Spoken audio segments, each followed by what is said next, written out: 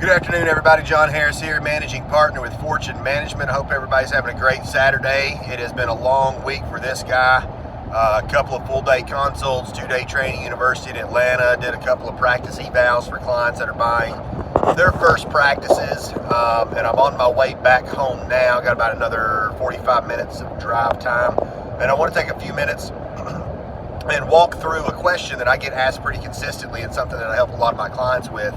I'd say at any given point in time, I've probably got anywhere from 8 to 10 mergers and acquisitions taking place. So that's either clients of mine that are buying a second location or clients of mine that are buying another practice and merging it into their existing practice.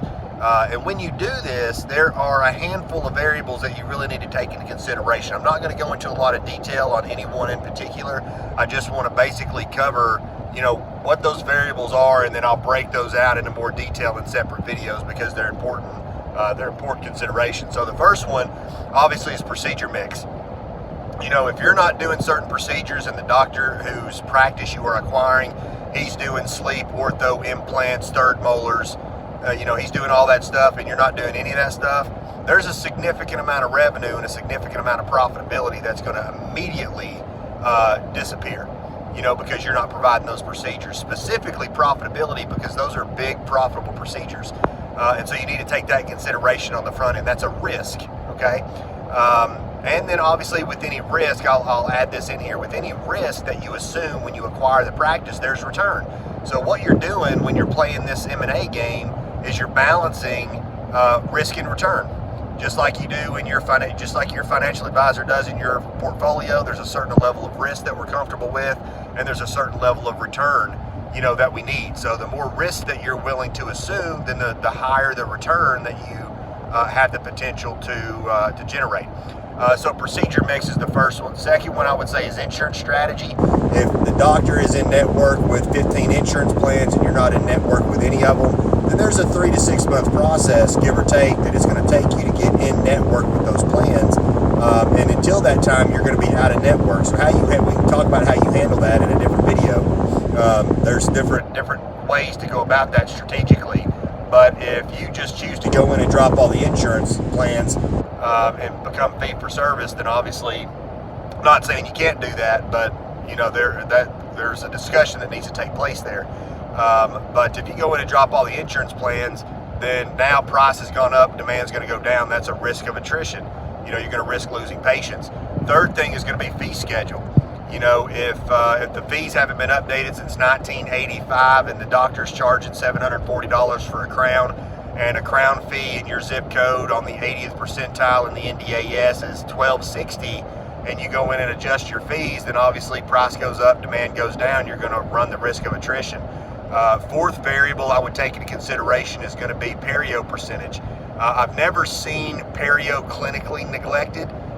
Typically what I see is the perio is being treated, but it's not being coded accurately. So in other words, a doctor bought a practice, he never transitioned from the perio codes, from the preventative codes to the perio codes because of the financial objections from the patients.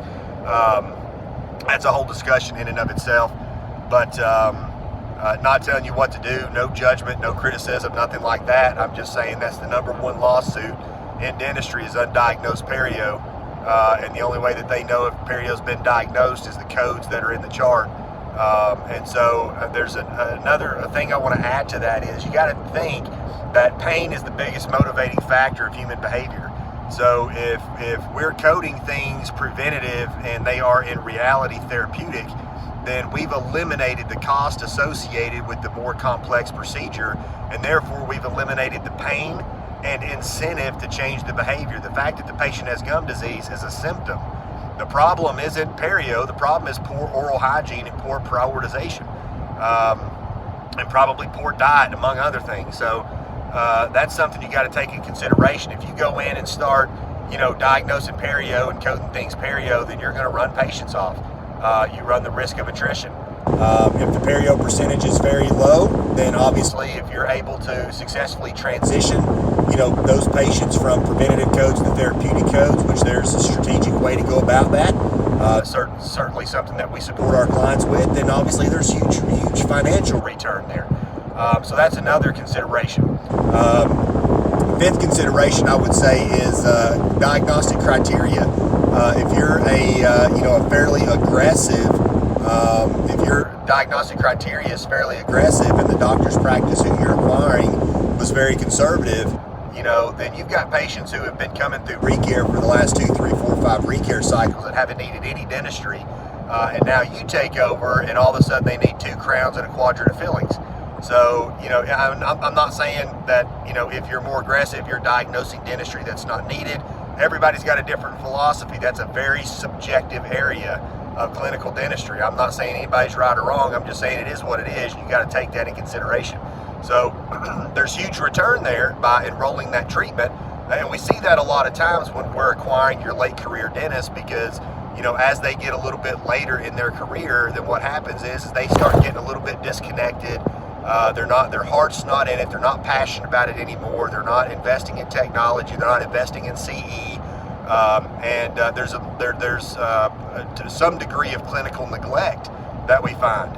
And so there's a huge opportunity, to go in and diagnose and enroll that dentistry and get a financial return, but there's also a risk there.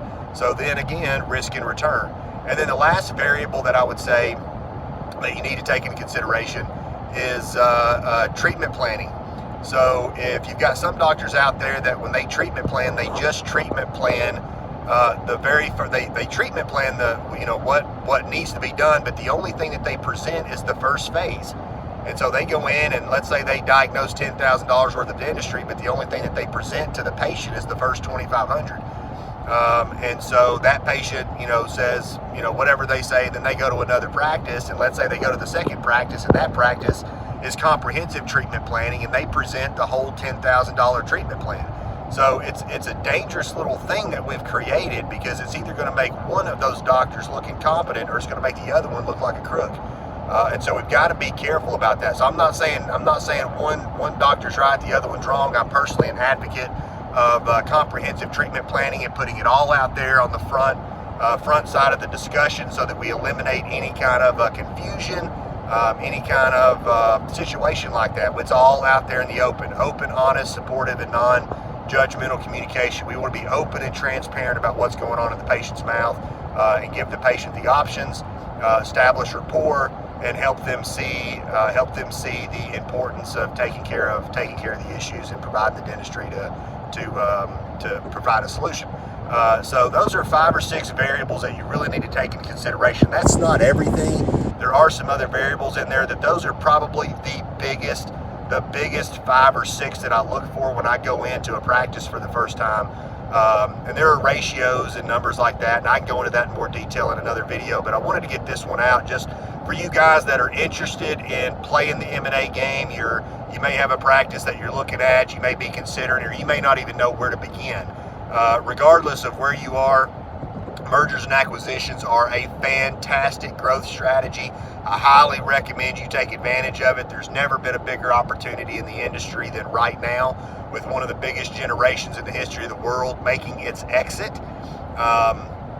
There's an abundance of dental practices out there that are available that have huge upsides. They may have a little bit of risk, but huge upsides, and that's one of the things that I do with a lot of my clients who are interested in mergers and acquisitions. Is I go in and I look and I identify those variables. We have a conversation about it. We determine what level of risk we're willing to take on, and strategically what needs to be done to get the practice from where it's at to where it needs to be.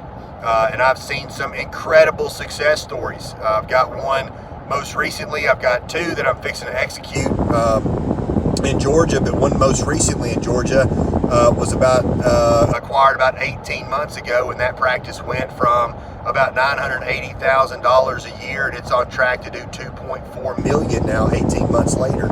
And it's all because we knew where those risks were, we knew where those opportunities were, and we knew how to strategically navigate those waters to mitigate and minimize the risk and optimize the return. So you need to find somebody that knows that stuff and knows how to navigate those waters to help guide you through that, unless you know how to do it yourself. But anyway, just my 5 cents on the subject. Obviously, there's a lot more to that conversation than just what I shared with you now. But I've had that kind of on my mind. I wanted to get that out there so it was captured in one place. If you guys have any questions about that or want to message me or email me or anything like that, you're welcome to reach out to me. I'm happy to have a conversation with you. Wish you the best success in the world.